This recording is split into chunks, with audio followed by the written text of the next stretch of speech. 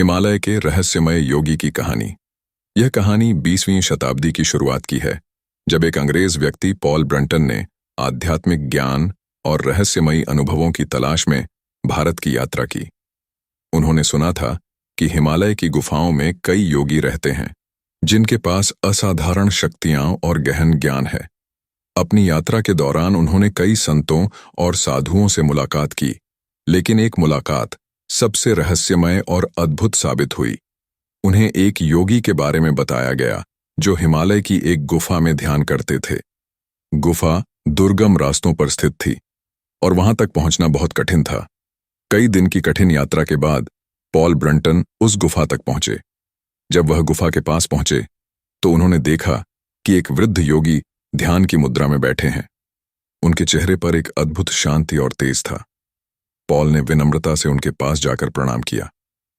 योगी ने अपनी आंखें खोलीं और बिना कुछ पूछे ही पॉल से उनके जीवन के बारे में बातें बताने लगे, जो सिर्फ पॉल ही जानते थे। यह देख पॉल अचंभित रह गए।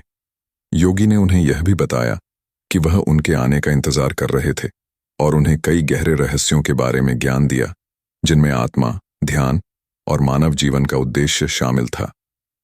पॉल ब्रंटन ने महसूस किया कि इस योगी के पास ऐसी शक्तियां हैं जो विज्ञान की समझ से परे हैं। उनके पास इतनी शक्तियां और ज्ञान था कि वह किसी के भी जीवन के बारे में जान सकते थे, बिना उनसे मिले।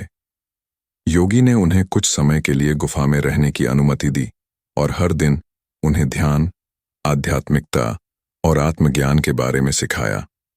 कुछ समय बाद पॉल ब्रंटन वापस लौट गए, लेकिन वह अनुभव उनके जीवन में एक ऐसा बदलाव लेकर आया जिसने उनकी सोच और जीवन को हमेशा के लिए बदल दिया। उन्होंने बाद में अपनी किताब ए सर्च इन सीक्रेट इंडिया में इस रहस्यमय योगी और हिमालय के गहरे रहस्यों के बारे में लिखा। यह कहानी आज भी उन लोगों के लिए प्रेरणा है जो आध्यात्मिकता की तलाश में हैं और विश्वास करते हैं कि हमारे चारों ओर ऐसे रहस्य और शक्तियां हैं जो इंसानी समझ से परे हैं।